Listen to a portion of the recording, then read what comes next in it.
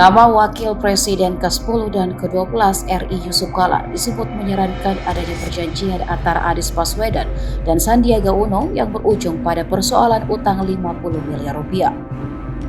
Menanggapi hal itu, juru bicara JK Hussein Abdullah buka suara. Seperti diberitakan, Wakil Ketua Dewan Pembina Partai Gerindra, Sandiaga Uno memberikan pinjaman kepada Anies Baswedan untuk memenuhi kebutuhan logistik pada Pilgub DKI Jakarta 2017.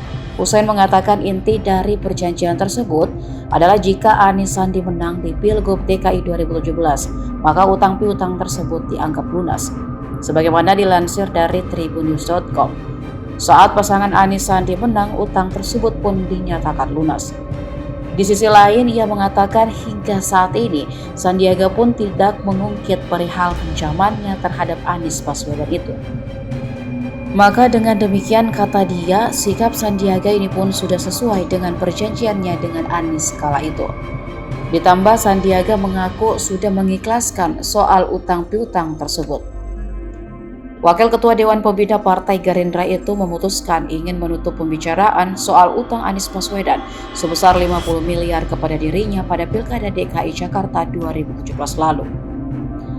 Menurutnya hal tersebut diputuskan setelah dirinya sholat istikharah dan berkonsultasi dengan pihak keluarganya mengenai utang piutang tersebut.